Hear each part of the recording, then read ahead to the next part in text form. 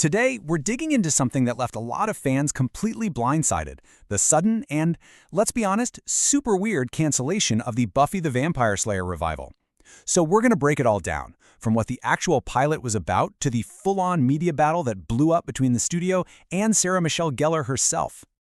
So to really get what happened here, we have to start with a classic Hollywood question. How do you bury bad news? I mean, you've got something you know people are going to hate. What's the move? You do this, the Friday 5 p.m. news dump. It is literally the oldest trick in the PR playbook. You drop the bomb when everyone's checked out for the weekend, hoping it just disappears. And that, right there, was the very first clue that something about this whole situation was really, really off. Okay, a suspicious cancellation indeed. Because look, this wasn't just any news dump. The way Hulu killed this revival, it didn't feel like business as usual. It felt, I don't know, calculated, like they were trying to pull a fast one and avoid getting dragged for it. And when you look at the timeline, it gets even wilder. Just check this out. Hulu drops the news at 5 p.m. on a Friday. What happens that same evening? Sarah Michelle Gellar is about to go on stage at a huge festival, South by Southwest. The director, Oscar winner Chloe Zhao, she's about to be all over the news for the Academy Awards. And then, and this is the kicker, that following Monday, the very executive who supposedly axed the show gets a big promotion. It's just too perfect. It really feels like it was designed to make sure nobody could properly fight back. And that brings us to the battle for the story. Because almost right away, a full-on media war broke out.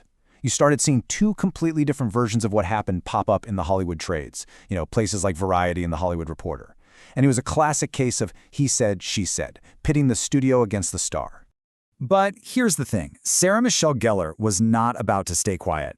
She came out with this absolute bombshell, saying that the Hulu executive, Craig Erwick, personally told her he hadn't even seen the original series, and that the revival just wasn't for him.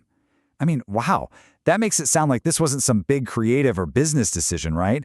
It sounds personal. And you can see the two stories right here, side by side. On one side, you've got Hulu's camp leaking to the press that, oh, it was Sarah's fault, it was the director's fault. They even threw out this little tidbit that she was barely in the pilot, which, by the way, is a classic move to try and get the fans to turn on her. But then on the other side, you have Gellar's team pushing back hard, sticking to the story that this all came down to one exec who just didn't get it or care to get it. Okay, so what was this show anyway? I think that's the big question here. What exactly did we lose when they pulled the plug?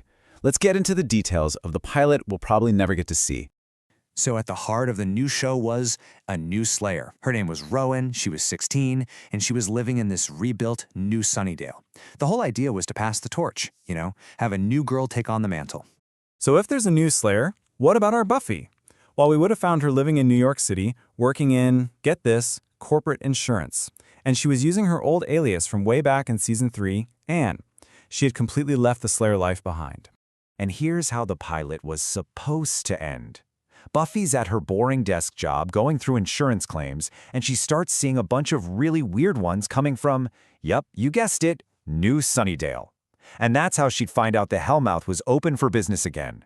Just when she thought she was out, they pull her back in. And listen, this wasn't just some script floating around. This was real. They shot a pilot last summer. They had an Oscar-winning director in Chloe Zhao. They even did huge rewrites to add more Buffy after they got some initial feedback. And they were already talking about bringing back the original cast. Felicia Day, who played Vi, confirmed she got the call. And there were even real talks about how they could bring back Spike and Angel. This thing was well on its way. And we have to take a moment here, because while all of this was going on, this fight over the revival, the Buffy family suffered a really terrible loss. Nicholas Brendon, R. Xander Harris, passed away. Just an absolutely heartbreaking piece of news for the cast, the crew, and all the fans. So this all leads to the big question, right? The one every single fan is asking. Is there any hope? Could this show actually be saved? Can it go somewhere else? Well, the biggest roadblock is what you could pretty much call a legal circus. See, the rights to Buffy are an absolute mess. It's not one company, it's this tangled web between Disney, which owns Fox and Hulu, and the producers of the original 1992 movie, the Kazuzuis, who still have a piece of the pie. Trying to figure out who has the power to move the show somewhere else, it's a complete nightmare. But if there is a sliver of hope, it really comes down to two things. First, you have one of the most passionate, hardcore fan bases of all time. And second, you have Sarah Michelle Gellar, a star who has shown she is not afraid to speak up and fight for this. Honestly, what does she have to lose at this point by being loud about it? So, that's where we are. Hulu might have tried to slay this revival, but as any Buffy fan knows, nothing really stays dead in this universe for long. The real question is, with all the legal knots and the studio politics, is there anyone out there strong enough to fight through all of that and bring the Slayer back one more time?